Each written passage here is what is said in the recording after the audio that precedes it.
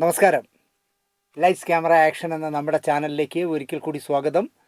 ഞാൻ നിങ്ങളുടെ ശാന്തികുളം ദിനേശ്.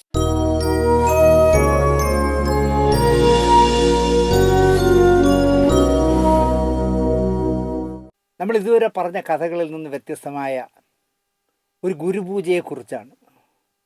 ആത്മാർത്ഥമായി സ്നേഹിച്ച ഗുരുനാഥന് എന്താ പറയുക, അദ്ദേഹത്തിൻ്റെ അനിഷ്ടങ്ങൾ വകവയ്ക്കാതെ അദ്ദേഹത്തിന് വേണ്ടി ഗുരുപൂജ ചെയ്യുന്ന ഒരു ശിഷ്യൻ്റെ കഥയാണ് ഞാനിന്ന് പറയുന്നത്. എനിക്ക് കേട്ടപ്പോൾ ഭയങ്കര രസകരമായി തോന്നുകയും ആ ഗുരുപൂജ ചെയ്ത ചടങ്ങിൽ പങ്കെടുക്കുകയൊക്കെ ചെയ്ത ആളാണ് ഞാൻ. മലയാള സിനിമകൾ കാണുന്ന ആൾക്കാർക്ക് എത്ര പേർക്ക് പുഷ്പൻ ദിവാകരൻ എന്ന് പറഞ്ഞാൽ ഞങ്ങളൊക്കെ പുഷ്പൻ പുഷ്പൻ എന്ന് വിളിക്കുന്ന ക്യാമറമാനെ അറിയാമെന്ന് എനിക്കറിയില്ല. പുഷ്പൻ ഒരുപാട് കാലം ഉമാ സ്റ്റുഡിയോയുടെ മധുസാറിൻ്റെ ഉമാ സ്റ്റുഡിയോയുടെ ക്യാമറ അസിസ്റ്റൻ്റായിരുന്നു. അവിടെ നിന്ന് പഠിച്ച് ഒന്ന് കൈതെളിഞ്ഞപ്പോൾ മലയാളത്തിലെ റിസ്കി ഷോട്ടുകളൊക്കെ എടുക്കുന്ന ജെ വില്യംസിൻ്റെ അസിസ്റ്റൻ്റായിരുന്നു. അത് കഴിഞ്ഞ് പുഷ്പൻ കുറേ സിനിമകളിൽ സഹകരിച്ചു. അത് കഴിഞ്ഞ് അദ്ദേഹം എന്താ പറയുക, സീരിയൽ രംഗത്തേക്ക് വന്നു. മെർലാൻഡിൻ്റെ സ്വാമി അയ്യപ്പനടക്കം ഒരുപാട് നല്ല സീരിയലുകളുടെ ക്യാമറമാനായിരുന്നു. പുഷ്പന് ഞാനുമായിട്ടുള്ള ബന്ധം ഇവിടെ തുടങ്ങുന്നു എന്ന് ചോദിച്ചാൽ ഇവിടെ വെച്ച് എന്ന് പരിചയപ്പെട്ടു എന്ന് എനിക്ക് ഓർമ്മയില്ല. പക്ഷേ പുഷ്പന് ഞാനുമായിട്ട് ഒന്നിച്ച് സഹകരിച്ചത് നമ്മുടെ സുരേഷ് കുമാറിൻ്റെ അളിയൻ പങ്കജ് സേനൻ പ്രൊഡ്യൂസ് ചെയ്ത് കെ ജയകുമാർ IAS തിരക്കഥ എഴുതി സംവിധാനം ചെയ്ത വർണ്ണച്ചിറകുകൾ എന്ന് പറഞ്ഞൊരു സിനിമയുണ്ട്, കുട്ടികളുടെ സിനിമ. നെൽസൺ മണ്ടേലയുടെ ഭാര്യ വിന്നി മണ്ടേല എന്താ പറയുക, ആദ്യ പ്രദർശനം ഉദ്ഘാടനം ചെയ്ത സിനിമ. ഞാൻ മുമ്പൊരിക്കൽ കാണിച്ചിരുന്നു, ഞാനും വിന്നി മണ്ടേലയും കൂടെ നിൽക്കുന്ന ഫോട്ടോ. ആ സിനിമയുടെ ക്യാമറമാൻ പുഷ്പനായിരുന്നു. 16mm എടുത്തിട്ട് 35ലേക്ക് ബ്ലോ അപ്പ് ചെയ്ത സിനിമയാണ്. അതിനുവേണ്ടി എന്താ പറയുക, ഏതാണ്ട് ഒരു മാസത്തോളം ഞാനും പുഷ്പനും ജയകുമാർ സാറിൻ്റെ കൂടെ ഒന്നിച്ച് വർക്ക് ചെയ്തു. വർണ്ണച്ചിറകളെക്കുറിച്ച് ആലോചിക്കുമ്പോൾ എൻ്റെ മനസ്സിലൂടെ പെട്ടെന്ന് കടന്നു പോകുന്നത്, ഇപ്പോഴൊക്കെ ആണെങ്കിൽ എന്നെ പ്രാകാനൊക്കെ ഒരുപാട് ആളുകളുള്ളതുകൊണ്ട് ഇപ്പോഴാണെങ്കിൽ ഫലിച്ചെന്നെ. ഇതിൻ്റെ വർക്ക് മദ്രാസിലായിരുന്നു. മദ്രാസിൽ ജയകുമാർ സാർ ഷൂട്ടിംഗ് കഴിഞ്ഞിട്ട് ഡൽഹി, അന്ന് അദ്ദേഹം ചീഫ് സെക്രട്ടറിയാണ്, അദ്ദേഹത്തിന് ലീവില്ല. അപ്പോൾ അദ്ദേഹം വളരെ ടൈറ്റ് ആയിട്ട് പ്ലാൻ ചെയ്തൊക്കെയാണ് ഓരോ കാര്യങ്ങൾ ചെയ്തത്. നമ്മളെ ഷൂട്ടിംഗ് കഴിഞ്ഞിട്ട് പിറ്റേ ദിവസം തന്നെ അദ്ദേഹം ഡൽഹിക്ക് പറന്നു കഴിഞ്ഞിട്ട് ആ സമയത്ത് തന്നെ അദ്ദേഹം വംശം എന്ന് പറഞ്ഞാൽ മലയാളത്തിലെ ആദ്യത്തെ മെഗാ സീരിയലിന് സ്ക്രിപ്റ്റ് എഴുതുന്ന സമയം കൂടിയാണ്. ഡൽഹിയിൽ നിന്ന് എത്ര ദിവസത്തേക്ക് വംശത്തിൻ്റെ സെറ്റ്, അത് കഴിഞ്ഞാൽ വീണ്ടും തിരുവനന്തപുരത്ത് സെക്രട്ടേറിയറ്റ്, അത് കഴിഞ്ഞാൽ വീണ്ടും ഡൽഹി, അങ്ങനെ പറക്കുന്ന സമയം. അപ്പോൾ അങ്ങനെ മുഴുവൻ ഭാരവും എഡിറ്റിങ്ങിൻ്റെ മുഴുവൻ 16mm ആയതുകൊണ്ട് ഭയങ്കര ബുദ്ധിമുട്ടാണ് എഡിറ്റ് ചെയ്യാൻ. അതിൻ്റെ ഭാരം മുഴുവൻ എൻ്റെ തലയിൽ വെച്ചെന്നിട്ട് സാർ ഡൽഹിക്ക് പോയി. അത് ഡബിങ്ങും എഡിറ്റിങ്ങും ഒക്കെ കഴിഞ്ഞ് ഫൈനൽ പ്രിൻ്റായ ശേഷം ആ പ്രിൻ്റ് അടിച്ചു വാങ്ങി സെൻസർ ചെയ്യാനായിട്ട് മദ്രാസിൽ നിന്ന് കളർ കറക്ഷന് വേണ്ടി പുഷ്പം വന്നു. എന്നിട്ട് പുഷ്പനും ഞാനും അതിൻ്റെ പ്രൊഡക്ഷൻ എക്സിക്യൂട്ടീവ് ആയിരുന്ന രാജ്ഭവനിൽ ജോലി ഉണ്ടായിരുന്ന രാജയനാണ്. ഞങ്ങൾ 3 പേരും കൂടി ഒരു ബസ്സിൽ ഫിലിം പെട്ടിയുമായിട്ട് തിരുവനന്തപുരത്തേക്ക് വരികയാണ്. ഏതോ ഒരു സ്ഥലത്തെത്തിയപ്പോൾ ഒരു റെയിൽവേ ക്രോസ് കടന്നു പോകണം. അവിടെ ഗേറ്റൊന്നുമില്ല. ഞങ്ങളുടെ ബസ് റെയിൽവേ ക്രോസ് കടന്ന് ശരിക്കും പാളത്തിൻ്റെ നടുക്കായപ്പോഴേക്കും ബസ് ഓഫായിപ്പോയി. നോക്കുമ്പോൾ കാണുന്ന, അത് ബസ്സിലാണെങ്കിൽ ഭയങ്കര തിരക്കും. നോക്കുമ്പോൾ കാണുന്ന രംഗം, ദൂരെ നിന്ന് അതിവേഗത്തിൽ പാഞ്ഞു വരികയാണ് ഒരു ട്രെയിൻ. ഭയങ്കര നിലവിളിയായി ബസ്സിനകത്ത്. ജീവിതം തീർന്നു എന്നുള്ള അർത്ഥത്തിൽ ഞാൻ ആ ട്രെയിൻ വരുന്നതിനെ നോക്കിക്കൊണ്ടിരുന്നു.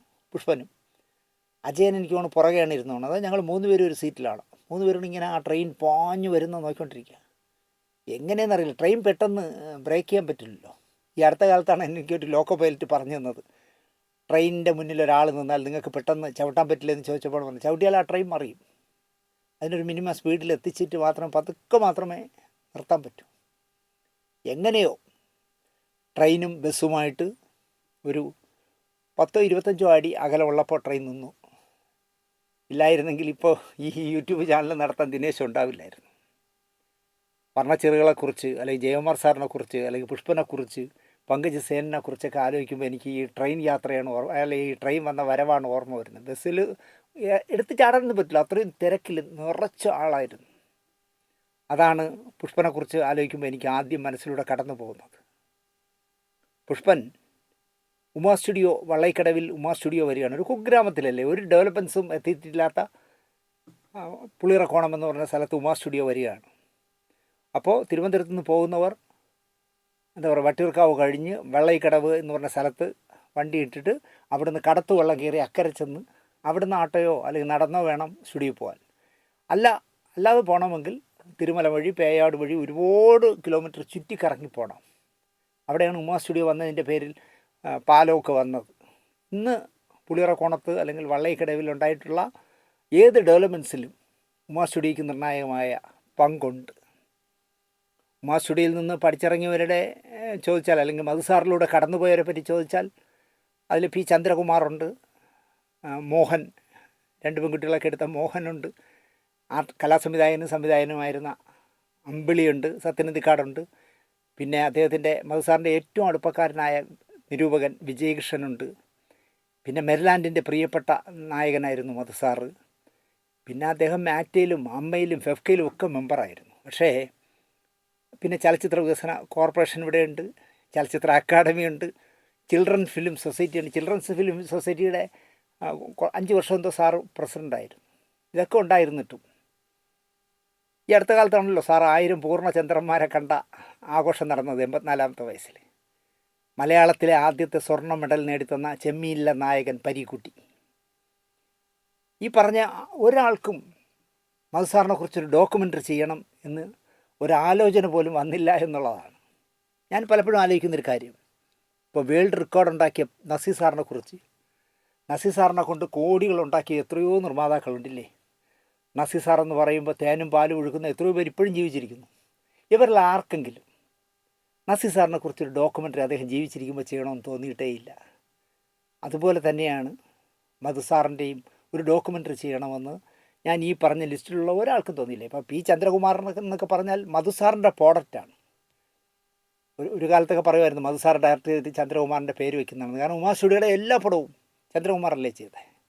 പി എൻ മേനോനൊക്കെ 1-2 പടങ്ങളാണ് മറ്റുള്ളവർ ചെയ്തത്. പക്ഷേ പുഷ്പൻ ദിവാകരൻ എന്ന് പറഞ്ഞ ഉമാ സ്റ്റുഡിയോയിൽ ക്യാമറ അസിസ്റ്റൻ്റായി ജീവിതം തുടങ്ങിയ, ക്യാമറ അസിസ്റ്റൻ്റുമാരിൽ ഏറ്റവും ഇളയവനായി ജീവിതം തുടങ്ങിയ പുഷ്പൻ ദിവാകരൻ എന്ന് പറയുന്ന പുഷ്പൻ തന്നെ വേണ്ടി വന്നു മധുസാറിനെ പറ്റി 1 മണിക്കൂർ ദൈർഘ്യമുള്ള ഡോക്യുമെൻ്ററി ചെയ്ത് പൂർത്തിയാക്കാൻ. ഞാൻ ഗുരുസ്ഥാനം നൽകി ആദരിക്കുന്ന മധുസാറാണ്. അദ്ദേഹത്തിൻ്റെ സ്റ്റുഡിയോയിൽ നിന്നും ആരംഭിച്ച എൻ്റെ ക്യാമറ ജീവിതം പൂർണ്ണമാകുന്നത് ഈ ഗുരുദക്ഷിണോട് ആണെന്നാണ് എൻ്റെ വിശ്വാസം. പ്രശസ്ത അമേരിക്കൻ ചലച്ചിത്രകാരനായ ഓസൺ വെൽസ് സിനിമ എന്ന മഹാകലയെക്കുറിച്ച് ഇങ്ങനെ പറഞ്ഞു: സ്വപ്നങ്ങളാൽ തീർത്ത അനന്തമായ പട്ടുചുരുളാണ് സിനിമ. സിനിമയെ പ്രേക്ഷകനിലേക്ക് എത്തിക്കുക എന്നത് ഒരു അഭിനേതാവിന്റെ ദൗത്യമാണ്. JC ഡാനിയൽ എന്ന സിനിമാക്കാരനെ ഓർക്കാതെ ഒരു ചരിത്രവും കടന്നുപോവില്ല. 1928 അദ്ദേഹം നിർമ്മിച്ച് 1930 പുറത്തിറങ്ങിയ വിഗതകുമാരനിൽ മലയാള സിനിമാ ചരിത്രം തുടങ്ങുന്നു. ഇതേ കാലയളവിൽ തുടങ്ങുകയാണ് മലയാള സിനിമയുടെ അഭിനയ ചക്രവർത്തിയായ മഹാപ്രതിഭയുടെ ജീവിതവും എന്നത് യാദൃശ്ചികമല്ല.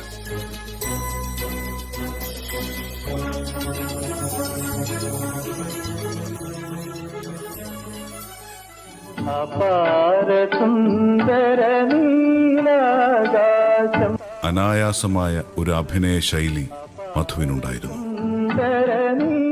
തീവ്രമായ വികാരങ്ങൾ മധുവിന്റെ മുഖത്ത് തെളിയുമ്പോൾ അവയുമായി എളുപ്പത്തിൽ സംവേദിക്കാൻ പ്രേക്ഷകന് കഴിയുന്നു എന്നൊരു മഹാത്ഭുതം യാദൃശ്ചികമല്ല.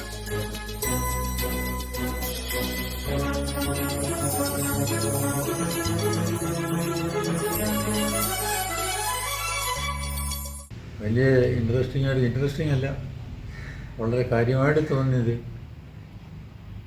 T Vasudevan sir, ONV Kurup എന്നാണ്ട് അങ്ങനെ നമ്മൾ വിട്ടുപോയ ആളുകൾ ഇതിനകത്ത് ഉൾപ്പെട്ടു. അവരെന്നെക്കുറിച്ച് സംസാരിക്കുന്നു എന്നുള്ളതാണ്.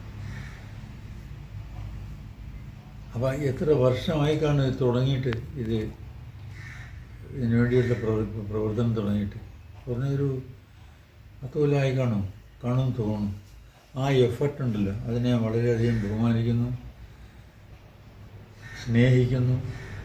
ഇതിനെങ്ങനെ ഇത്രയൊക്കെ ക്ഷമയും ഇത്രയൊക്കെ ബുദ്ധിമുട്ടും എല്ലാം സഹിച്ചെടുക്കാൻ എങ്ങനെ തോന്നി എന്ന് ഞാൻ ആലോചിക്കുകയാണ്.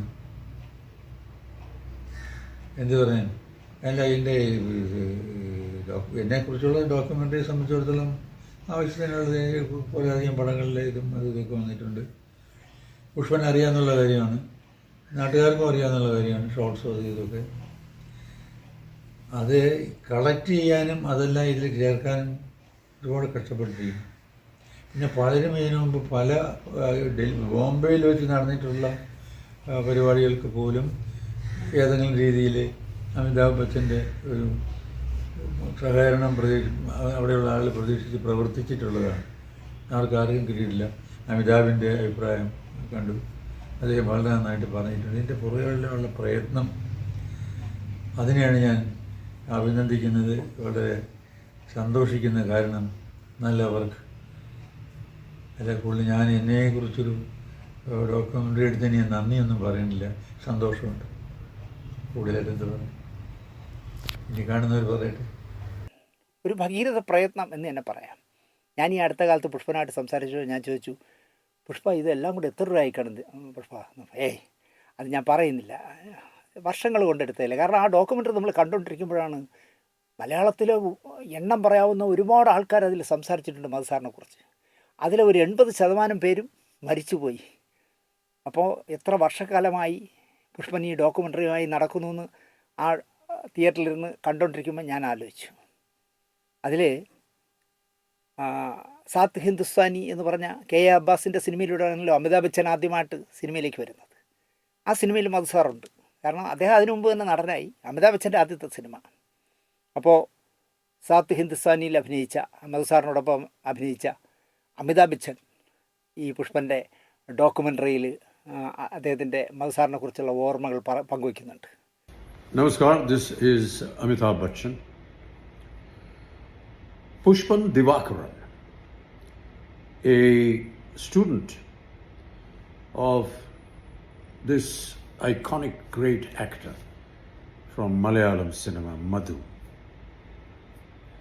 is a student of his in Madhu Sir's studio, Uma Studios, and sent me a request that is making a documentary on Madhu Sir completing 90 years of his life. Many of you may not know, but my very first film was a film called Saath Hindustani, directed by Khwaja Ahmad Abbas. And Madhu Sir was one of the 7 Indians that played in this film. When we all got together to work in this film, because it was my first film, I was just being introduced into the film industry. Kamal Haasan സംസാരിക്കുന്നു. സാറിൻ്റെ വെർസറ്റൈലിറ്റിയെ സംബന്ധിച്ചിടത്തോളം he can play Panch Pandava. Rajinikanth സംസാരിക്കുന്നു. But I got an opportunity to work with Madhu sir in a picture called Dharmadura. He acted as my father. മമ്മൂട്ടിയും മോഹൻലാലും സുരേഷ് ഗോപിയും ദിലീപും ഒക്കെ സംസാരിക്കുന്നു. നമസ്കാരം. മധുസാറിനെ പറ്റി പറയാനാണെങ്കിൽ എനിക്ക് ഒരുപാട് പറയാനുണ്ട്. ഇവിടെ ഇരുന്ന ഒരു 2 ദിവസം പറഞ്ഞു തീർക്കാൻ മാത്രമുള്ള അനുഭവങ്ങൾ മധുസാറുമായിട്ട് എനിക്ക് വ്യക്തിപരമായിട്ടും സിനിമയിൽ അഭിനയിച്ചതും ഒക്കെ ഉണ്ട്. ഞാൻ മധുസാറിനെ സിനിമയിൽ കാണാൻ തുടങ്ങിയ പോലെ ഞാൻ ഒരുപക്ഷെ വേണമെങ്കിൽ മധുസാറിന് ഇത്രയും കാലമായിട്ടുള്ള ഒരു പഴക്കമുള്ള ഒരു ആരാധകൻ ഞാൻ മാത്രമേ കാണുള്ളൂ. അത്രത്തോളം ചെറുപ്പം മുതലേ മധുസാറിനെ ആരാധിക്കുകയും കൂട്ടുകാരുമായിട്ട് സ്കൂളിൽ പഠിക്കുന്ന കാലത്ത് തല്ലുകൂട്ടുകയൊക്കെ ചെയ്തിട്ടുള്ള ആളാണ് ഞാൻ. മധുസാറിനെ ഓർമ്മ വെച്ച നാൾ മുതൽ ഞങ്ങൾ കണ്ടുകൊണ്ടിരിക്കുന്ന ആൾക്കാരാണ്. അദ്ദേഹത്തിനെ എപ്പോൾ പരിചയപ്പെട്ടു എന്ന് ചോദിച്ചു കഴിഞ്ഞാൽ എനിക്കതിന് കൃത്യമായ ഒരു ഉത്തരവില്ല. ഒരു പക്ഷേ പടയോട്ടം എന്ന ചിത്രത്തിൻ്റെ സെറ്റിൽ വെച്ചായിരിക്കാം. പക്ഷെ അത് കഴിഞ്ഞ് എത്രയോ സിനിമകൾ ഞങ്ങൾ ഒരുമിച്ച് സഞ്ചരിച്ചു. എൻ്റെ തുടക്കകാലം മുതൽ അദ്ദേഹമായിട്ട് എനിക്ക് കുറേ സിനിമകൾ ചെയ്യാൻ സാധിച്ചിട്ടുണ്ട്. എനിക്ക് പുഷ്പനെ കുറിച്ചാണ് പറയാനുള്ളത്.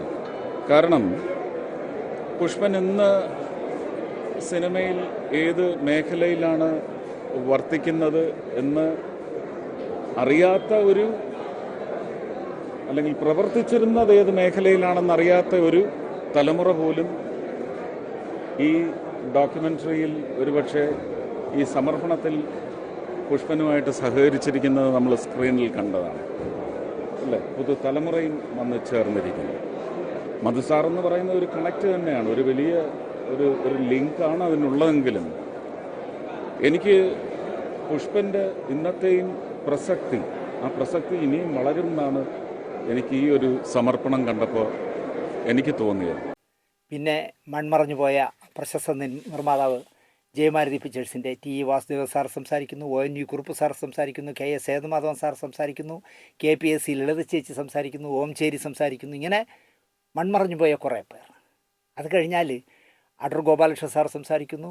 മധു എൻ്റെ ആദ്യത്തെ സിനിമയിലെ നായകനായിരുന്നു. ദാസേട്ടൻ യേശുദാസ് സംസാരിക്കുന്നു. എനിക്ക് ആദ്യമായിട്ട് മലയാളത്തിൻ്റെ ഒരു ഗാനത്തിൽ അവാർഡ് കിട്ടിയത് മധുസാറാണ് അതിന് ലിപ്പ് ചെയ്തിട്ടുള്ളതും ആക്ട് ചെയ്തിട്ടുള്ളതും. കലാരംഗത്ത് 50 വർഷം തികയ്ക്കുന്ന മധു 49 വർഷം മുമ്പ് തന്നെ എൻ്റെ കുട്ടിക്കുപ്പായം എന്ന ചിത്രത്തിൽ അഭിനയിക്കേണ്ടായി. പാട്ടുകാരൻ ജയചന്ദ്രൻ ജയേട്ടൻ സംസാരിക്കുന്നു, ജനാർദ്ദനൻ സംസാരിക്കുന്നു, സംവിധായകൻ അമ്പിളി സംസാരിക്കുന്നു, രാഘവേട്ടൻ സംസാരിക്കുന്നു, അനു മേനോൻ, ജയറാം, KR വിജയ. എൻ്റെ ആദ്യത്തെ ചിത്രം മലയാളത്തിൽ മണവാട്ടിയായിരുന്നു. അതിൽ അദ്ദേഹം ഉണ്ടായിരുന്നു. ഷീല, ശാരദ, വിധുബാല, അങ്ങനെ ഒരുപാട് പേര് മധുസാറിനെ കുറിച്ച് സംസാരിക്കുന്ന ക്ലിപ്പിങ്സുകളുള്ള സമ്പന്നമായ ഒരു ഡോക്യുമെൻ്ററിയാണ്. ഒരുമാതിരിപ്പെട്ട ക്ഷമയില്ലാത്തവർക്ക് എനിക്കൊന്നും എടുക്കാൻ പറ്റില്ല. ആ 1 മണിക്കൂർ ദൈർഘ്യത്തിനിടയിൽ ഇവരെല്ലാം സംസാരിക്കുന്നുണ്ട്. മലയാള സിനിമയുടെ പരിച്ഛേദങ്ങൾ മധുസാറിനെ പറ്റി ഈ ചിത്രത്തിൽ തങ്ങളുടെ അനുഭവങ്ങൾ പങ്കുവയ്ക്കുന്ന കേട്ടുകൊണ്ടിരുന്നപ്പോൾ ഇതിനപ്പുറം ഒരു ഗുരുപൂജ നൽകാനില്ല എന്നെനിക്ക് തോന്നി. ഒരു കാലത്ത് ആരാലും ശ്രദ്ധിക്കപ്പെടാതെ കിടന്ന, ഞാൻ നേരത്തെ പറഞ്ഞല്ലോ, വള്ളൈക്കടവ് എന്ന് പറഞ്ഞ സ്ഥലത്ത് ഒരു സിനിമാ സ്റ്റുഡിയോ പോയിരുന്നു എന്ന് പറഞ്ഞാൽ ആ ഗ്രാമത്തിന് കിട്ടിയ സൗഭാഗ്യമായിരുന്നു എന്ന് തന്നെ പറയാം. എന്നിട്ട് അവിടെ ഉള്ള ഒരുത്തൻ തന്നെ എന്താ പറയുക, ആ സ്റ്റുഡിയോ പൂട്ടിക്കാനും കളിച്ചു. ഇപ്പോഴും അവിടെ ജീവിച്ചിരിപ്പുണ്ട് എന്നറിയുമ്പോൾ ഞാനത് പുഷ്പനോട് തിരക്കി, ഉണ്ട് അവിടെ ഉണ്ടെന്ന് പറഞ്ഞു. ആ നേതാവ് അവിടെ ഉണ്ടെന്ന് പറഞ്ഞു. ഇന്ന് വള്ളൈക്കടവിലും പുളിയറക്കോണത്തും വന്ന വികസനത്തിലൂടെ ആ ഗ്രാമത്തിനുണ്ടായ ഡെവലപ്മെൻറ്റ്സ് എന്ന് പറയുന്നത് ഉമാ സ്റ്റുഡിയോയുടെ പങ്ക് തീർച്ചയായിട്ടും വലുതാണ്. ഇന്നും ആ നാട്ടിലുള്ള ഒരുപാട് പേർ നന്ദിയോടെ മധുസാറിനെ ഓർക്കുന്നു എന്നുള്ളതാണ് സാർ ചെയ്ത നല്ല പുണ്യകർമ്മത്തിന് കിട്ടിയ പ്രതിഫലം. സിനിമാ സ്റ്റുഡിയോ വന്നപ്പോൾ നാട്ടുകാരനായ പുഷ്പൻ എന്ന പയ്യന് ഒരാഗ്രഹം, ഒരു സിനിമാക്കാരനാകാൻ പറ്റിയ ഒരു വഴിയാണല്ലോ ഉമാ സ്റ്റുഡിയോയിൽ വരുന്നത് എന്നറിഞ്ഞപ്പോൾ എങ്ങനെയെങ്കിലും അവിടെ കയറി പറ്റണം എന്ന് തോന്നി. അപ്പോൾ പുഷ്പൻ്റെ നാട്ടുകാരനായ രാധാകൃഷ്ണൻ എന്ന് പറഞ്ഞ ആളിന് മധുസാറുമായിട്ട് പരിചയമുണ്ട്. അങ്ങനെ രാധാകൃഷ്ണൻ എന്ന് പറഞ്ഞ ആളിനോട്, നാട്ടുകാരനോട് പുഷ്പൻ തൻ്റെ ആഗ്രഹം പറഞ്ഞു. ചെറിയ പ്രായമാണ് പുഷ്പൻ്റെ. പുഷ്പനെയും കൂട്ടി രാധാകൃഷ്ണൻ കണ്ണമൂലയിലുള്ള ശിവഭവനത്തിൽ ചെന്ന് മധുസാറിനെ കണ്ടു. ഒന്നും പഠിക്കാതെ സാറ് പറഞ്ഞു, രാവിലെ വരിക, വൈകുന്നേരം 6 മണിക്ക് തിരിച്ചു പോകാം. എനിക്ക് യാതൊരു ഉത്തരവാദിത്വമില്ല, സമ്മതമാണെങ്കിൽ വന്നോളാൻ മധുസാർ പറഞ്ഞു. രാവിലെ 9 മണിക്ക് വരണം, വൈകിട്ട് 6 മണിക്ക് പൊയ്ക്കോ. ഇതിനിടയിലുള്ള ഒരു ഉത്തരവാദിത്വം ഞാൻ ഏൽക്കില്ല, സമ്മതമാണെങ്കിൽ വാ. 100 വട്ടം സമ്മതം എന്നായിരുന്നു ചെറുപ്പക്കാരനെന്ന് പറയാൻ കുട്ടിയായിരുന്ന പുഷ്പൻ്റെ മറുപടി. ഉമാ സ്റ്റുഡിയോയിൽ നിന്നും പുഷ്പന് വീട്ടിൽ പോകാൻ ഒരു 1.5 കിലോമീറ്റർ ദൂരമേ ഉള്ളൂ. അന്നത്തെ കാലത്ത് ഒരു 350 രൂപ മുടക്കിയാൽ റാലിയുടെ നല്ലൊരു സൈക്കിൾ വാങ്ങാം. അപ്പോൾ വീട്ടുകാരോട് പറഞ്ഞാൽ ഒരു സൈക്കിൾ വാങ്ങിത്തരും. അങ്ങനെ വാങ്ങിത്തന്നാൽ രാവിലെ കൃത്യസമയം 9 മണിക്ക് തന്നെ സ്റ്റുഡിയോയിലെത്താം. ഉച്ചയ്ക്ക് സൈക്കിൾ ചവിട്ടി വീട്ടിൽ പോയി ഉണ്ടിട്ട് വരാം, വൈകുന്നേരം മടങ്ങാം. എല്ലാം കൊണ്ടും ഓക്കെ ആണെന്ന് പുഷ്പനും തോന്നി. പുഷ്പൻ ശരിക്കും പറഞ്ഞാൽ മനസ്സുകൊണ്ട് റെഡിയായി എന്ന് പറയാം. പിറ്റേന്ന് തന്നെ പുഷ്പൻ ഉമാ സ്റ്റുഡിയോയിൽ ജോയിൻ ചെയ്തു. തിരശ്ശീലയിൽ കണ്ട താരങ്ങളെ നേരിൽ കാണാം, അതാണ് ഒന്നാമത്തെ മനസ്സിലെ സന്തോഷം. മധുസാറിനെ കൂടാതെ അപ്പോൾ ജയൻ അടക്കമുള്ളവർ അവിടെ ഒരുപാട്, ജയൻ, സുകുമാരൻ, സോമൻ ഒക്കെ അവിടെ അഭിനയിക്കാനുണ്ട്. അടൂർബാസി, ശ്രീവിദ്യ, ജയഭാരതി, സീമ, ഇവരെയൊക്കെ കാണാമല്ലോ, ജീവനോടെ കാണാമല്ലോ എന്നുള്ളതാണ് കുട്ടിയായ പുഷ്പൻ്റെ ഏറ്റവും വലിയ ആഗ്രഹം. ആദ്യത്തെ ദിവസം ഉച്ചവരെ കാര്യങ്ങളൊക്കെ കണ്ടും കേട്ടുമൊക്കെ നിന്നു. ക്യാമറയുടെ അടുത്തൊന്നും പോകാൻ പറ്റില്ലല്ലോ. ഉച്ചയ്ക്ക് ബ്രേക്കായി. എല്ലാ പേരും ക്യാൻറ്റീനിലേക്ക് ഊണ് കഴിക്കാനായി പോയി. ഒരാളും പുഷ്പനോട് ചോദിച്ചില്ല, എങ്ങനെ ഉച്ചയ്ക്കുള്ള നിൻ്റെ ആഹാരം, അതൊന്നും ചോദിച്ചില്ല. എല്ലാം അപ്പനാണല്ലോ. അവരെല്ലാം ക്യാൻറ്റീനിലേക്ക് പോയി. പുഷ്പനോട് ആരും കഴിക്കാൻ വരുന്നില്ലേ എന്ന് ചോദിച്ചില്ല. ചെറിയ പയ്യനല്ലേ, ആദ്യമായിട്ടല്ലേ, അവിടെ എവിടെയെങ്കിലും ചുറ്റിക്കളിച്ച് നിൽക്കട്ടെ എന്ന് കരുതി കാണും. എന്തായാലും പുഷ്പം വിചാരിച്ചു, സൈക്കിൾ വാങ്ങിയിട്ടില്ല, 1.5 കിലോമീറ്ററല്ലേ ഉള്ളൂ, ചെറുപ്പമായിട്ട് ഓടിപ്പോയിട്ട് വീട്ടിൽ പോയി ഊണ് കഴിച്ചിട്ട് വരാം എന്ന് പറഞ്ഞ് പുഷ്പൻ ചുറ്റിക്കളിച്ച് ഉമാ സ്റ്റുഡിയോയുടെ ഗേറ്റിൻ്റെ മുന്നിലേക്ക് വരാനായിട്ട് ഇങ്ങനെ നടന്നു വരുമ്പോൾ ചെന്ന് ചാടി കൊടുത്തത് പുലിമടയിലെന്ന് പറയും പോലെ സാക്ഷാൽ മധു സാറിൻ്റെ മുമ്പിലായിരുന്നു. സാർ ഗൗരവത്തോടെ ചോദിച്ചു, എവിടെ പോകുന്നു എന്ന് ചോദിച്ചു. അല്ല അത് വീട്ടിൽ ഉണ്ണാൻ പോയിട്ട് ഇവിടെ അടുത്ത് തന്നെ, ഞാൻ പോയിട്ട് വേഗം വരാം എന്നൊക്കെ പറഞ്ഞ് മുറിച്ച് ഈ മധുസാറിനെ കണ്ടപ്പോൾ ശരിക്കും വിറച്ച് കാണും പുഷ്പന് ഡയലോഗുകളൊന്നും വരുന്നില്ല, എല്ലാം പാതി വഴിയിൽ മുറിയുന്നു. നീ എന്നാ ഇവിടെ ജോയിൻ ചെയ്തേ? അപ്പോൾ ഇന്നലെ വീട്ടിൽ പോയി കണ്ടതാണ്. സാറിന് ഓർമ്മയില്ല, കാരണം ഒരുപാട് പേര് ദിവസവും കാണുന്ന പല മുഖങ്ങളും കയറി ഇറങ്ങി പോകുന്നതല്ലേ. ഞാൻ ഇന്നാണ് ജോയിൻ ചെയ്തത്. ഇന്നലെ കണ്ണമ്പൂല വീട്ടിൽ രാധാകൃഷ്ണൻ കൃഷ്ണണ്ണയും കൊണ്ടുവന്ന് പരിചയപ്പെടുത്തി എന്നൊക്കെ പറഞ്ഞ് പുഷ്പൻ കാര്യങ്ങളൊക്കെ പറഞ്ഞു. പക്ഷെ മധുസാറിനൊന്നും ഓർമ്മയില്ല. നേരത്തെ പറഞ്ഞാൽ എത്രയോ മുഖങ്ങളെ ദിവസവും കാണുന്നതല്ലേ. കന്നി അയ്യപ്പനാണ് ഈ പയ്യനെന്ന് മനസ്സിലായി. വീട്ടിൽ ഉണ്ണാൻ പോകാൻ റെഡിയാവുകയാണെന്നും സാറിന് മനസ്സിലായി. അത്രയും കാര്യങ്ങൾ സാറിന് പിടികിട്ടി ഈ മുക്കും മൂലയൊക്കെ വെച്ച് പുഷ്പം പറഞ്ഞപ്പോൾ. ഒന്നും പഠിക്കാതെ സാറ് പറഞ്ഞു, ഞാൻ പണിക്കരോട് പറയാം, ക്യാൻറ്റീനിൽ കഴിച്ചാൽ മതി. ആര് ചെയ്യും? നിങ്ങളാരും ചോദിക്കേ. ഇന്നലെ വന്നപ്പോൾ നിൻ്റെ ഒരു കാര്യത്തിൽ ഞാൻ ഇടപെടില്ല. രാവിലെ 9 മണിക്ക് വരിക, വൈകിട്ട് 6 മണിക്ക് പൊയ്ക്കൊള്ളുക, വേറെ ഒന്നും ഞാൻ ഇടപെടില്ല എന്ന് പറഞ്ഞ മനുഷ്യൻ ഇന്ന് പറയുകയാണ്, ക്യാൻറ്റീൻ നടത്തുന്ന പണിക്കരോട് ഞാൻ പറയാം, അവിടുന്ന് കഴിച്ചോ. അങ്ങനെ പുഷ്പന് ആദ്യ ദിവസം ജോയിൻ ചെയ്ത അപ്രൻറ്റീസായിട്ട് ജോയിൻ ചെയ്ത ദിവസം തന്നെ മധുസാറിൻ്റെ കൃപാകടാക്ഷം കൊണ്ട് ആഹാരം ഓക്കെ. യാതൊരു ഉത്തരവാദിത്വവും ഞാൻ ഏറ്റെടുക്കില്ല. രാവിലെ 9 മണിക്ക് വന്ന് വൈകുന്നേരം 6 മണിക്ക് പോകണമെന്ന് പറഞ്ഞ ആളാണ്. പക്ഷേ 24 മണിക്കൂർ കഴിയുന്നതിന് മുമ്പേ ചാപ്പാട് പുഷ്പന് റെഡിയാക്കി കൊടുത്തു. അതാണ് മധുസാർ. ഞാൻ പലപ്പോഴും ആലോചിച്ചിട്ടുണ്ട്. ഇപ്പോൾ ഞാനൊരു അവസാനമായിട്ട് ഞാൻ സംവിധായകൻ ആയ ശേഷം ഞാനൊരു പടത്തിൽ അസോസിയേറ്റ് ഡയറക്ടറായിട്ട് വർക്ക് ചെയ്തു. ഒരു ദിവസം ഞാൻ നിൽക്കുമ്പോൾ അതിൻ്റെ നിർമ്മാതാവും സംവിധായകനുമായ ആൾ, മലയാളത്തിലെ പ്രശസ്തനായ വലിയ മനുഷ്യൻ, ഒരു ചെക്ക് കൊണ്ട് കൊടുത്തു. സാർ ചോദിച്ചു, എന്താ? അല്ല, ഞാൻ മധുചേട്ടന് അഡ്വാൻസ് ഒന്നും തന്നില്ലല്ലോ, ഇരിക്കട്ടെ. പടം നടക്കട്ടെ, ഞാൻ മാറ്റോളാം. അതല്ല മറ്റേ, കാരണം ഈ പറഞ്ഞ സംവിധായകനും നിർമ്മാതാവും ഗാനരചയിതാവും ഒക്കെ ആയ വലിയ മനുഷ്യനും ഈ എന്താ പറയുക, ഞാൻ എന്നുള്ള ഭാവമുള്ള ആളല്ലേ, വിട്ടുവീഴ്ചയ്ക്ക് തയ്യാറല്ല. ഞാനും മധുചേട്ടനുമായിട്ട് നല്ല ബന്ധമുണ്ട്, പക്ഷേ അത് ശരിയല്ല. പ്രൊഫഷണലി ഇങ്ങനെ ഇരിക്കട്ടെ, ചെക്ക് നിർബന്ധിച്ച് ഏൽപ്പിച്ചു. പക്ഷേ മധുസാർ അത് മാറിയെന്ന് പോലും എനിക്കറിയില്ല. സാറ് എങ്ങനെ പൈസയ്ക്ക് വേണ്ടി ഇവിടെ സീരിയലെടുത്ത എത്രയോ പേര് സാറിനെ പറ്റിച്ചു. മാധവൻ നായരെന്ന് പേരെഴുതി കൊടുത്ത ചെക്ക് കള്ള ഒപ്പിട്ട് മാറി പൈസ എടുത്ത വേന്ദ്രനുണ്ട്, മലയാളത്തിലൊരു സംവിധായകൻ. ആ സംഭവം നടക്കുന്ന സമയത്ത് മധുസാറിനെ കണ്ടപ്പോൾ ഒരു ദിവസം പറഞ്ഞു, വേറൊന്നും വേണ്ട, അവൻ എൻ്റെ മുമ്പിലൊന്ന് കൊണ്ട് നിർത്തി തരുമോയെന്ന് ചോദിച്ചു. അന്ന് കൊണ്ട് നിർത്തിയിരുന്നെങ്കിൽ സാർ ഒരൊറ്റ അടിയിൽ തീർത്തന്നെ, കാരണം സാറിൻ്റെ പേരിലുള്ള ചെക്ക് മാറ്റിയെടുത്തു. പക്ഷേ ഒരു 3-4 മാസം കഴിഞ്ഞ് നോക്കുമ്പോൾ ഈ കള്ളൻ, ഈ സംവിധായകൻ മധുസാറിൻ്റെ കൂടെ ഇരുന്ന് വർത്തമാനം പറഞ്ഞിട്ടിരിക്കുന്നു. അളിയാന്ന് വിളിച്ചില്ലെന്നേ ഉള്ളൂ, ഭയങ്കര കാര്യമായിട്ട് വർത്തമാനം പറഞ്ഞിട്ടിരിക്കുന്നു. അത്രയേ ഉള്ളൂ മധുസാറിന് ഈ പൈസയിൽ എന്താ പറയുക, വാശി പിടിക്കുന്ന ഒരാളല്ല. പുഷ്പൻ അങ്ങനെ ഉമാ സ്റ്റുഡിയോയുടെ ഭാഗമായി മാറി. ക്യാമറ സെക്ഷനിലാണെങ്കിൽ മണി എന്ന് പറഞ്ഞ ആളാണ് മുഖ്യൻ. അതിൻ്റെ തൊട്ട് പുറകെയുള്ള ആൾ ഗോപൻ എന്ന് പറഞ്ഞ ആളാണ്. ഗോപൻ മധുസാറിൻ്റെ ബന്ധുവാണ്, എനിക്ക് നല്ല പരിചയമുള്ള ആളാണ് ഗോപൻ. മൂന്നാമനാണ് അപ്രൻറ്റീസായ പുഷ്പൻ. അപ്പോൾ ഉമാ സ്റ്റുഡിയോയുടെ ആദ്യ ചിത്രം ശുദ്ധികലശം, പി ചന്ദ്രകുമാറാണ് സംവിധാനം. 16/3/1979 ശുദ്ധികലശം തിയേറ്ററിലെത്തിയത്. എത്ര വർഷമായെന്നല്ല ചുക്കും, 79 ശുദ്ധികലശം എത്തുമ്പോൾ അതിൽ പുഷ്പൻ അപ്രൻറ്റീസാണ്. 79 തന്നെ നവംബർ 30 ചന്ദ്രകുമാർ തന്നെ സംവിധാനം ചെയ്ത പ്രഭാത സന്ധ്യ എന്ന് പറഞ്ഞ പടവും ഉമയുടെ ബാനറിൽ, ഉമാ സ്റ്റുഡിയോയുടെ ബാനറിൽ പുറത്തു വന്നു. പിന്നെ ഒരു യുഗസന്ധ്യ, ഉദയം പടിഞ്ഞാറ്, രതിലേയം അടക്കം ഉമാ സ്റ്റുഡിയോ 10 സിനിമകൾ നിർമ്മിച്ചു. ബാലചന്ദ്രമേനോൻ്റെ കലിക അടക്കം ഉമയിലാണ് ചിത്രീകരിച്ചത്. ഇതിലൊക്കെ ക്യാമറ ക്രൂവിനൊപ്പം പുഷ്പൻ 3ാം സഹായിയായി തുടരെ ഒരു പടം കഴിയുമ്പോൾ അടുത്ത പടം അങ്ങനെ വർക്ക് ചെയ്യാൻ കഴിഞ്ഞു. നേരത്തെ പറഞ്ഞ മധുസാറിൻ്റെ ബന്ധു ഗോപൻ, ഈഗോ ഒന്നും ഇല്ലാത്ത ഗോപൻ, അല്ലെങ്കിൽ നല്ല സുഖിമാനായ ഗോപൻ, ക്യാമറയുടെ എല്ലാ കാര്യങ്ങളും ഫോക്കസ് ചെയ്യേണ്ടത് എങ്ങനെ, ഫിലിം ലോഡ് ചെയ്യേണ്ടത് എങ്ങനെ എന്നുള്ള എല്ലാ കാര്യങ്ങളും പുഷ്പൻ പഠിപ്പിച്ചു കൊടുത്തു. അത് ആ ഗോപൻ്റെ വലിയ മനസ്സ്. ഇപ്പോഴും പുഷ്പൻ സംസാരിക്കുമ്പോൾ ആ ഗോപനോടുള്ള ബഹുമാനം കാണണം.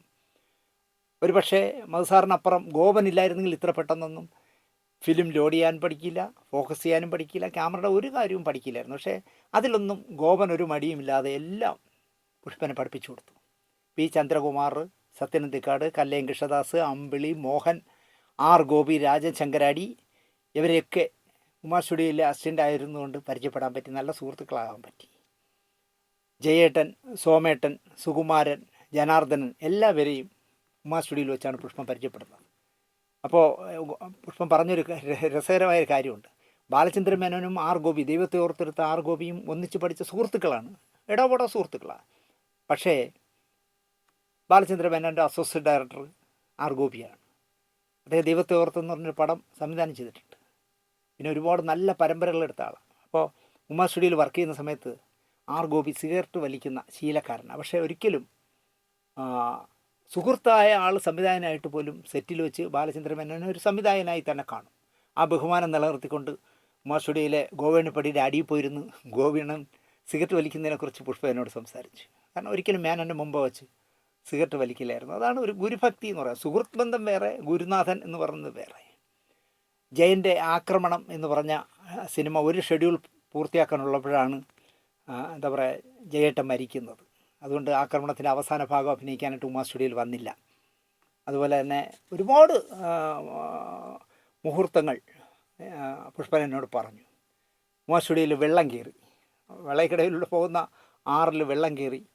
അങ്ങനെ അതൊരു വലിയ പ്രശ്നം ഉണ്ടാക്കി. അതിനുശേഷമാണ് അവിടെ ഒരു ചെറുപ്പക്കാരനെ സ്റ്റുഡിയോയിൽ കാണാനില്ല എന്ന് പറഞ്ഞത്. ഒരു ചെറുപ്പക്കാരനെ ഒരു സുപ്രഭാതത്തിൽ കാണാനില്ല. മധുസാർ എന്തോ ഒരു പ്രശ്നത്തിൽ അല്പം മോശമായ ഒരു ചിന്താഗതിയിൽ ആ ചെറുക്കനെ ഒരൊറ്റ അടിയടിച്ചു കൊടുത്തു. അവൻ കറങ്ങി അടിച്ചിട്ട് വീണു. അവനെ ഏതോ ഒരു റബ്ബർ മരത്തിൻ്റെ ചോട്ടിൽ കുഴിച്ചിട്ടു എന്ന് പറഞ്ഞിട്ടാണ് അവിടുത്തെ ഒരു പ്രാദേശിക നേതാവ് സമരം ഉണ്ടാക്കുന്നത്. സമരത്തിന് മുന്നോടിയായിട്ട് സാറിൻ്റെ ഒന്ന് പറഞ്ഞു, ഈ മരിച്ചുപോയ പയ്യൻ്റെ അമ്മയ്ക്ക് കുറച്ച് സാമ്പത്തിക സഹായം ചെയ്താൽ പ്രശ്നങ്ങളില്ലാതെ പരിഹരിക്കാം എന്ന് പറഞ്ഞപ്പോൾ മധുസാർ പറഞ്ഞത്, ഇനി തൂക്കിക്കൊല്ലും എന്ന് പറഞ്ഞാലും ശരി, ഞാൻ 1 രൂപ തരില്ല, കാരണം ഞാൻ തെറ്റ് ചെയ്തിട്ടില്ലല്ലോ. അത് വലിയ ഇഷ്യൂ ആയി. അങ്ങനെ രാഷ്ട്രീയ പാർട്ടി സമരം പ്രഖ്യാപിക്കുകയും നോട്ടീസ് ഒട്ടിക്കുകയും മധുസാർ കാറിൽ പോകുമ്പോൾ കൂക്ക് വിളിക്കുകയും ഒക്കെ ചെയ്ത് വലിയ പ്രശ്നങ്ങളുണ്ടാക്കിയാണ് ഉമാ സ്റ്റുഡിയോ പൂട്ടുന്നത്. പക്ഷേ വർഷങ്ങൾ കഴിയുമ്പോൾ ഈ സാർ കുഴിച്ചിട്ട പയ്യൻ തിരിച്ചു വന്നു. സാറിൻ്റെ നേതൃത്വത്തിൽ തന്നെ കണ്ടുപിടിച്ചു അവനെ കോഴിക്കോട്ട് നിന്ന്. ഇപ്പോൾ ഞാൻ പുഷ്പനോട് ചോദിച്ചു, പുഷ്പ മധുസാർ കൊന്ന പയ്യൻ ഇപ്പോഴും അവിടെ ഉണ്ടോന്ന്? ഇപ്പോഴും അവിടെ ഉണ്ട്, പുളിയറക്കോണത്തുണ്ട് എന്നാണ് എൻ്റെ പറഞ്ഞത്. വെള്ളപ്പൊക്കത്തിൽ ഉമാ സ്റ്റുഡിയോ നിർമ്മിച്ച സിനിമകളുടെ ആൽബങ്ങളടക്കം നെഗറ്റീവുകളടക്കം എല്ലാം നഷ്ടപ്പെട്ടു. അതെൻ്റെ സുവർണദാസ് പറഞ്ഞു മരിക്കുന്നതിന് മുമ്പ്. ഞാൻ ചോദിച്ചു, നിങ്ങൾ ഈ ഉമാ സ്റ്റുഡിയോയ്ക്ക് വേണ്ടി ചെയ്ത പടങ്ങളുടെ നെഗറ്റീവൊക്കെ എവിടെയെന്ന് ചോദിച്ചപ്പോൾ പറഞ്ഞത് അതെല്ലാം ഉമാ സ്റ്റുഡിയോ കിടന്ന് വെള്ളം കയറി നശിച്ചു പോയി. ഒരു യുവാവിൻ്റെ തിരോധാനത്തിൽ മധുസാറിന് പങ്കുണ്ടെന്ന തരത്തിൽ ഒരു പ്രാദേശിക നേതാവ് കളിച്ച കളിയിൽ സ്റ്റുഡിയോയ്ക്കും മധുസാറിനും ചീത്തപ്പേരുണ്ടാക്കി. പിന്നാലെ ട്രേഡ് യൂണിയൻ സമരം കൂടി വന്നപ്പോൾ ഉമാ സ്റ്റുഡിയോ നിലച്ചു. ക്യാമറകളടക്കം മദ്രാസിലേക്ക് മാറ്റി.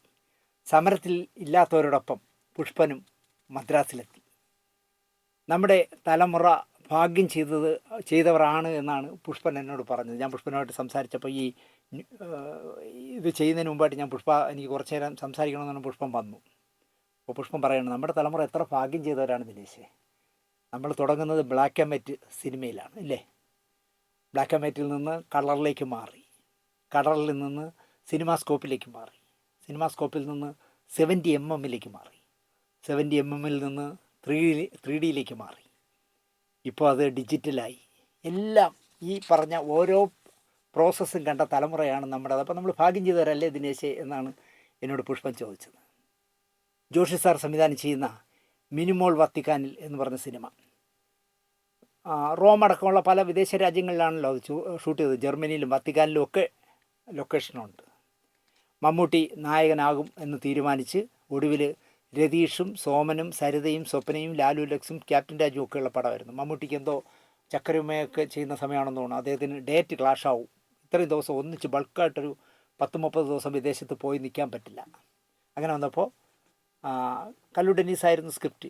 ജോഷി സാറും കല്ലു ഡെന്നീസും കൂടെ ചെയ്യുന്ന സിനിമയായിട്ട് പോലും മമ്മൂട്ടിക്ക് പോകാൻ പറ്റാതെ പോയി. അങ്ങനെയാണ് രതീഷ് അതിൽ നായകനായത്. തൃശ്ശൂരുള്ള സ്വപ്ന ഫിലിംസും ജർമ്മനിയിലുള്ള അഗസ്റ്റിൻ എലഞ്ഞിപ്പള്ളിയും ചേർന്നാണ് മിനിമോൾ വത്തിക്കാനിൽ നിർമ്മിച്ചത്. അപ്പോൾ ജോഷി സാറിനെ തമ്പി ഗണദാനമാണ് ആ സിനിമയിൽ അസോസിയേറ്റ് ചെയ്തത്. ആനന്ദക്കുട്ടനായിരുന്നു ക്യാമറ. ഉമാ സ്റ്റുഡിയോയുടെ ക്യാമറ യൂണിറ്റാണ് മിനിമോൾ വത്തിക്കാനിൽ ഷൂട്ട് ചെയ്യാൻ പോയത്. മദ്രാസിലെത്തിയ ഉമാ സ്റ്റുഡിയോയെ നിയന്ത്രിക്കുന്നത് അക്കാലത്ത് ഒരു രവീന്ദ്രൻ നായരായിരുന്നു. ആരെയാണ് ക്യാമറയുടെ കൂടെ അയക്കേണ്ടത് എന്ന് മധു സാറിനോട് രവീന്ദ്രൻ നായർ ചോദിച്ചു. ആ പുഷ്പനെ വിട്ടാൽ മതി എന്നാണ് മധു സാർ പറഞ്ഞത്. വിവരമറിഞ്ഞ പുഷ്പൻ ശരിക്കും ഞെട്ടി. കാരണം മനസ്സിലൊന്നും ഒരു ചിന്തയില്ലാത്തതല്ലേ. കാരണം വളരെ സിമ്പിളാണ്. വിദേശയാത്രയൊന്നും സ്വപ്നം കാണാത്ത പുഷ്പന് പാസ്പോർട്ടോ ഒന്നുമില്ല. ആ പാസ്പോർട്ടൊന്നും ഇല്ലാത്ത പുഷ്പനോടാണ് മധു സാർ പറയുന്നത് ആ പുഷ്പനെ വിടൂ എന്ന് പറഞ്ഞത്. പുഷ്പൻ പറന്നു മാർപ്പാപ്പയുടെ നാട്ടിലേക്ക്. ഭാഗ്യവാനാണ് ഇല്ലേ, മധു സാർ നിമിത്തമാണ് ഈ ഭാഗ്യങ്ങളെല്ലാം കിട്ടിയത്.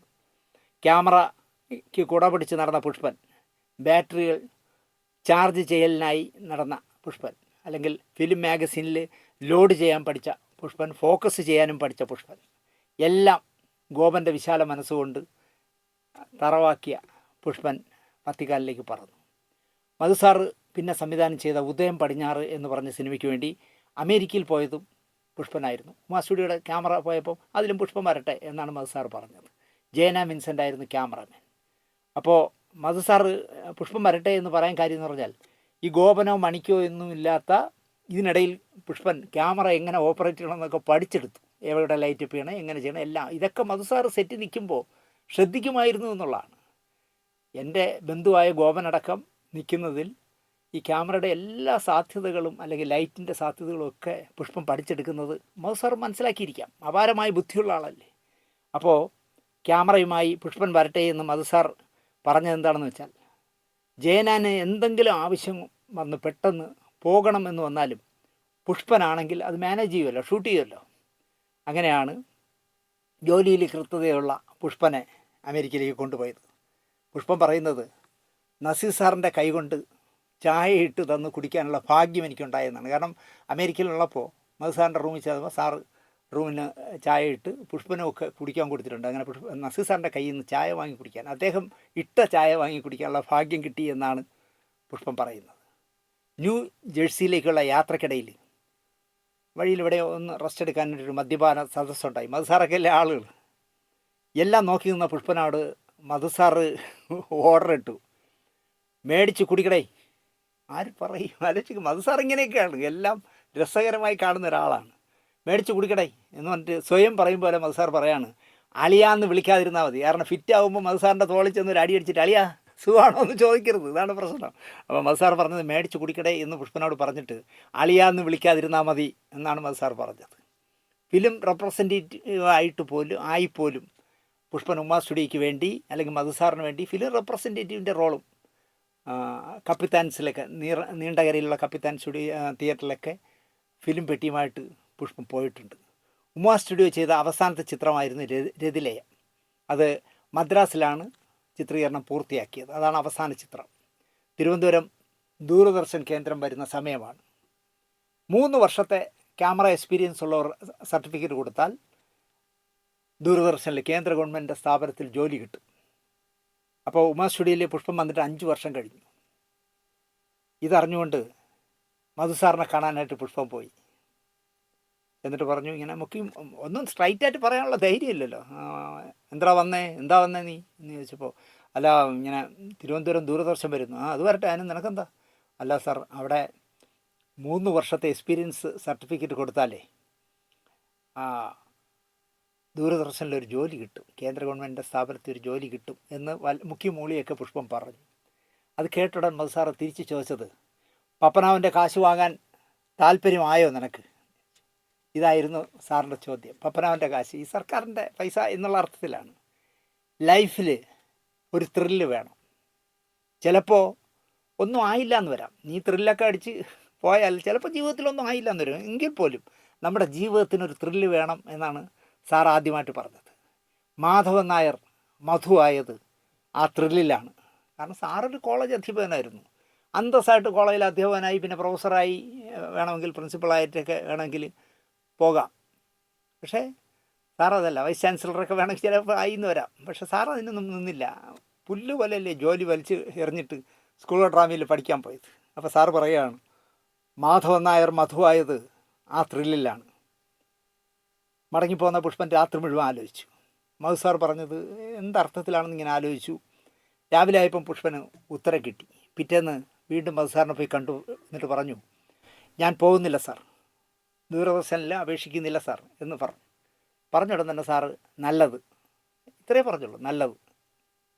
ഇവിടെ ക്യാമറയ്ക്ക് വർക്കില്ലാത്തപ്പോൾ നീ ആ വില്യംസിൻ്റെ കൂടെ പോ എന്നായി സാർ. അങ്ങനെ വില്യംസിൻ്റെ അസിസ്റ്റൻ്റായിട്ട് മദ്രാസിൽ വർക്കില്ലാതെ ഉമാ സ്റ്റുഡിയോയ്ക്ക് ക്യാമറയ്ക്ക് വർക്കില്ലാതായാൽ വില്യംസിൻ്റെ അസിസ്റ്റൻ്റായിട്ട് പോകും. വില്യംസ് ഒരു വാക്കുകൊണ്ട് പോലും തെറി പറഞ്ഞിട്ടില്ല എന്നാണ് പുഷ്പം പറയുന്നത്.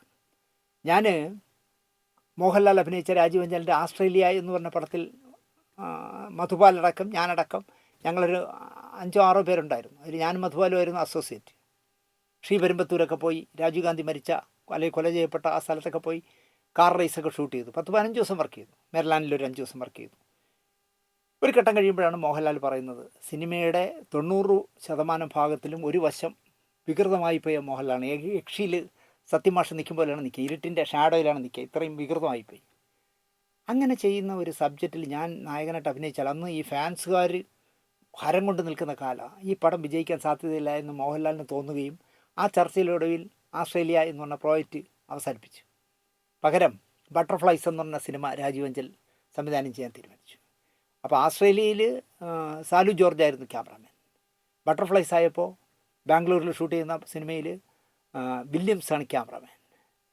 വില്യംസാണ് ക്യാമറാമാൻ എന്ന് അറിഞ്ഞിട്ട് തന്നെ ഞാൻ രാജീവഞ്ചലിനെ കണ്ടിട്ട് ഞാൻ പറഞ്ഞു, ചേട്ടാ ഞാൻ ഈ പടം വർക്ക് ചെയ്യാൻ വരുന്നില്ല. എന്ത്? എന്നെ വലിയ ഇഷ്ടമാണ് രാജീവേട്ടന്, ചിലപ്പോൾ എൻ്റെ ജാതകമൊക്കെ മാറി ഞാൻ ആ പടം വർക്ക് ചെയ്തിരുന്നെങ്കിൽ. ഞാൻ പറഞ്ഞു, സാലു ജോർജ് അല്ലല്ലോ ക്യാമറാമാൻ, വില്യംസ് അല്ലേ? അതെ. അതെന്താ? ഞാൻ പറഞ്ഞു, ഞാൻ വരില്ല. അതെന്താ കാര്യം പറ. ഞാൻ പറഞ്ഞു, ഈ വില്യംസ് നല്ല ക്യാമറാമാനാണ്. ഇപ്പോൾ റെസ്ക്യൂ ഷോട്ടുകൾ പടയോട്ടം അടക്കമുള്ള അല്ലെങ്കിൽ പഞ്ചാഗ്നി അടക്കമുള്ള ഒരുപാട് സിനിമകളിൽ അതിൻ്റെ ക്യാമറാമാൻമാർക്ക് എടുക്കാൻ പറ്റാത്ത ഷോട്ടുകളൊക്കെ ഇദ്ദേഹമാണല്ലോ എടുക്കുന്നത്. കാറിൻ്റെ അടിയിൽ കയറ് കെട്ടി വെച്ച് കൊടുത്താൽ കാറിൻ്റെ അടിയിൽ ഇരുന്നിട്ട് ഓടുന്ന കാറിൻ്റെ ഷോട്ട് എടുക്കാനൊന്നും ഒരു മടിയില്ലാത്ത ആളാണ്. ഒരു 10-500 അടി മുകളിലുള്ള ക്രെയിനിൽ നിന്നുകൊണ്ട് ഇങ്ങനെ വരുന്ന ഷോട്ട് എടുക്കണമെന്ന് പറഞ്ഞാലും പുള്ളി എടുക്കും. കൈ പ്രശ്നമായി നട ക്യാമറ ഇങ്ങനെ തറയിട്ടുള്ളേ. അങ്ങനത്തെ ഏത് റിസ്ക്കും ഏറ്റെടുക്കുന്ന ആളാണ് വില്യംസ്. ഞാൻ പറഞ്ഞു, അദ്ദേഹം ആരെയും പേര് പറഞ്ഞല്ല വിളിക്കുന്നത്. മലയാളത്തിലൊരു വലിയ തെറി വിളിച്ചിട്ട് ഇങ്ങനെ വന്നേ എന്നേ വിളിക്കുകയുള്ളൂ. ഒരു തെറി വിളിച്ചിട്ട് ഇങ്ങനെ വന്നേ എന്ന് പറയും. അതുപോലെ തന്നെ അദ്ദേഹത്തിന് നമ്മൾ വിളിച്ചാലും അദ്ദേഹം അത് ചിരിച്ചുകൊണ്ട് കേട്ടോണ്ടിരിക്കും. പക്ഷേ എനിക്കത് പറ്റില്ല എന്ന് പറഞ്ഞു. കാരണം എന്നെ അയാൾ ദിനേശേ എന്ന് വിളിക്കാതെ ആ വലിയ തെറി വിളിച്ചിട്ട് ഇങ്ങനെ വന്നേ എന്ന് പറഞ്ഞാൽ ഞാൻ തിരിച്ചും വിളിക്കും. ഇല്ല ദിനേശ്, ഞാൻ വില്യംസുമായിട്ട് സംസാരിക്കാം, ദിനേശിനെ അങ്ങനെ ഒന്നും വിളിക്കരുത് എന്ന് പറയാം. ഞാൻ ഇല്ല, പറഞ്ഞിട്ടൊന്നും ഒരു കാര്യമില്ല, അങ്ങനെ ഒരു നേച്ചർ അതാണ്. അദ്ദേഹം അത് വിളിക്കും, അത് പ്രശ്നമാവും, രാജീവേട്ടന് തലവേദനയാവും, ഞാൻ വരുന്നില്ല എന്ന് പറഞ്ഞു. ഞാൻ ആ പടത്തിൽ നിന്ന് മാറിയ ആളാണ്. പക്ഷേ അദ്ദേഹത്തിൻ്റെ കൂടെയാണ് പുഷ്പൻ വർക്ക് ചെയ്യാൻ പോയത്. പുഷ്പൻ പറയുന്നു, ഒരു വാക്കുകൊണ്ട് പോലും തെറി പറഞ്ഞിട്ടേയില്ല. സ്ഫടിക അടക്കം വില്യംസിനോടൊപ്പം കുറേ സിനിമകൾ പുഷ്പൻ വർക്ക് ചെയ്തു.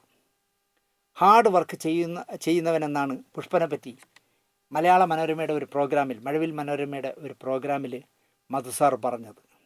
ഒരു നാൾ പുഷ്പൻ മധുസാറിനെ കാണാൻ ചെന്നു. കാണാൻ ചെന്നാൽ ഒന്നും സ്ട്രൈറ്റായിട്ട് പറയാൻ പറ്റില്ലല്ലോ. മധുസാർ കണ്ട ഇത്ര നല്ല പറയുള്ളൂ. സാർ എന്നിട്ട് വേറെ ആക്ടിവിറ്റീസിലേക്ക് പോകും. വീട്ടിൽ ചെന്നാൽ പുഷ്പൻ നിന്ന് കറങ്ങി. അവസാനം ചോദിച്ചു, എന്താ എന്ന് ചോദിച്ചു.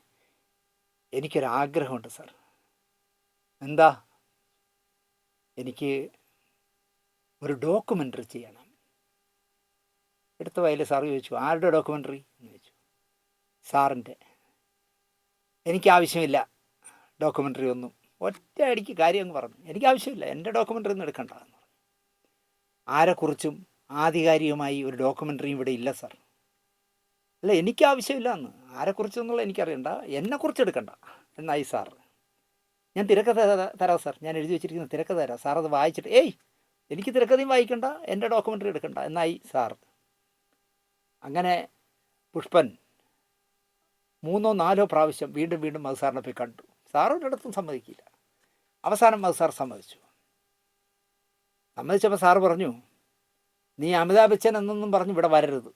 കാരണം അതായത് സാറുമായിട്ട് സഹകരിച്ചിട്ടുള്ള ആൾക്കാരോട് സാറൊന്ന് വിളിച്ച് പറയണേ എന്ന് പറയാനായിട്ട് ഇവിടെ വരരുതെന്ന് പറയാനായിട്ട് സാറ് പറയാണ്, നീ അമിതാഭ് ബച്ചൻ എന്നൊന്നും പറഞ്ഞ് ഇവിടെ വരരുത്, ഞാനൊരു കാര്യത്തിലും ഇടപെടില്ല. പുഷ്പൻ ആശ്വാസമായി. ഇല്ല സാർ, സാറിന് ഒരു കാര്യത്തിൽ ഞാൻ ഇടപെടിക്കില്ല എന്നായി പുഷ്പൻ.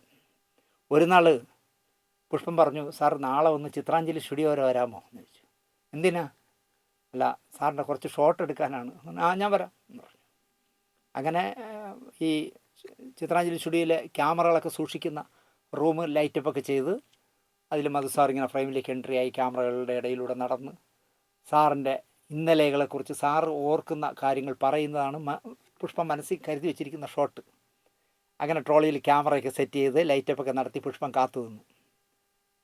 2.5 മിനിറ്റ് വരുന്ന ഒറ്റ ഷോട്ടാണ്. ഇവിടുന്ന് ട്രോളിയിൽ ഇങ്ങനെ സാറിൻ്റെ ഫ്രെയിമിലേക്ക് വന്നു കഴിഞ്ഞാൽ സാറ് നടന്ന് ഈ ക്യാമറയുടെ ഇങ്ങനെ പോകുന്ന 2.5 മിനിറ്റുള്ളൊരു ഷോട്ടാണ്.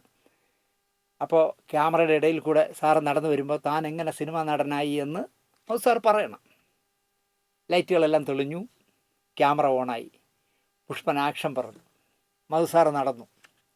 ഇങ്ങനെയാണ് ഞാനൊരു സിനിമാക്കാരനായി എന്നുള്ള കഥ സാർ പറഞ്ഞ് പകുതി ദൂരം എത്തിയപ്പോൾ സാറങ്ങ് നിന്നിട്ട് സ്റ്റാർട്ടും കട്ടു പുഷ്പം സംവിധായകൻ കട്ടെന്ന് പറഞ്ഞില്ല. സാറവിടെ നിന്നിട്ട് ചോദിച്ചു, ഇതാരുടെ ഡോക്യുമെൻ്ററിയാണ് നീ എടുക്കുന്നത് ചോദിച്ചു. സാറിൻ്റെ.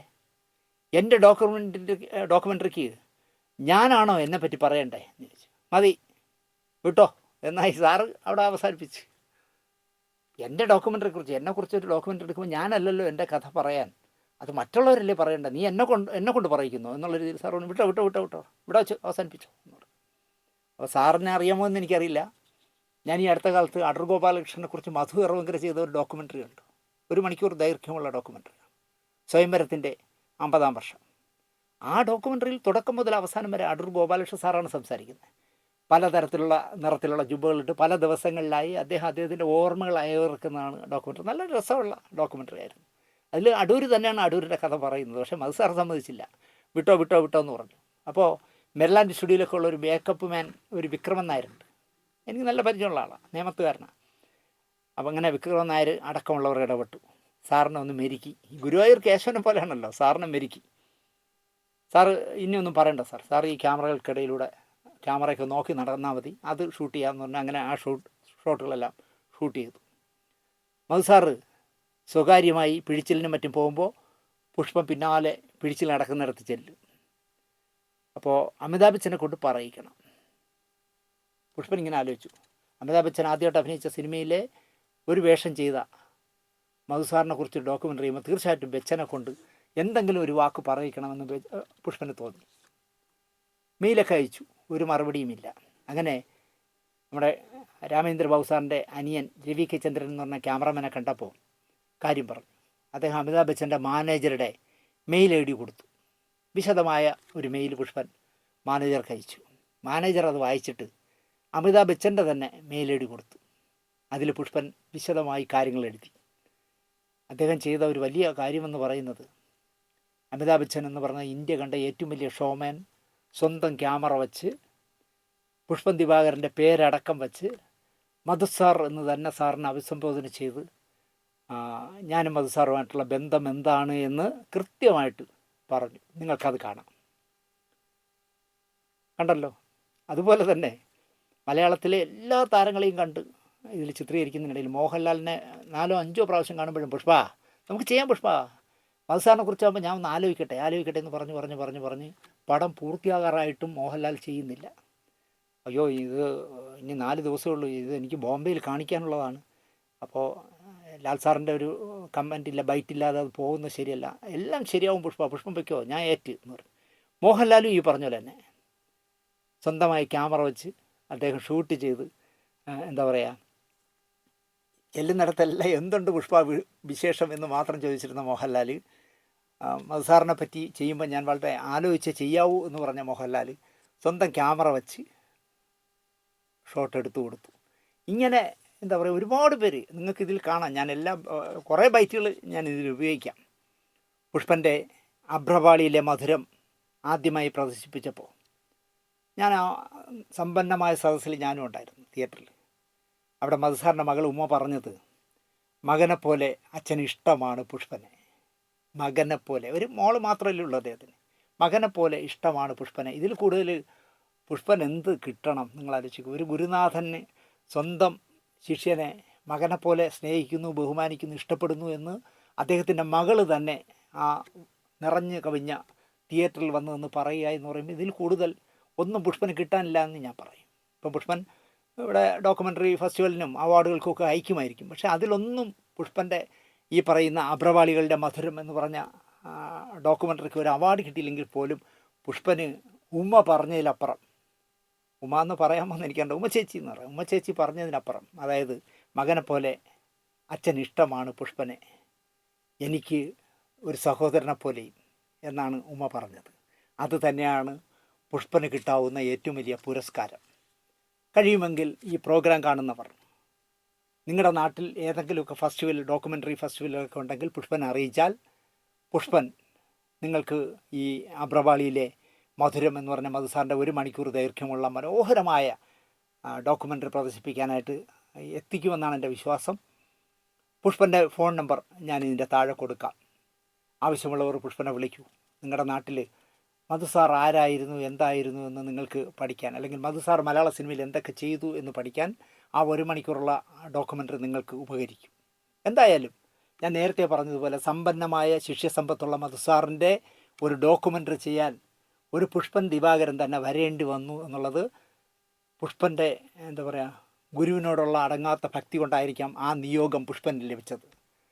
തീർച്ചയായിട്ടും പുഷ്പൻ എന്താ പറയുക, ഈ ഡോക്യുമെൻ്ററിയിലൂടെ അച്ഛനെ പോലെ ഗുരുനാഥനെ പോലെ കാണുന്ന മധുസാറിന് നൽകുന്ന ആ സമ്മാനം അല്ലെങ്കിൽ ഗുരുപൂജ അർത്ഥവത്തായി എന്ന് പറഞ്ഞുകൊണ്ട് ഇനിയും ഇതുപോലുള്ള നല്ല സിനിമകൾ എടുക്കാൻ പുഷ്പന് കഴിയട്ടെ എന്ന് പ്രാർത്ഥിച്ചുകൊണ്ട് മധുസാറിനും പുഷ്പനും എല്ലാ ആശംസകളും നേർന്നുകൊണ്ട് ഈ എപ്പിസോഡ് ഇവിടെ അവസാനിപ്പിക്കുന്നു. നന്ദി, നമസ്കാരം.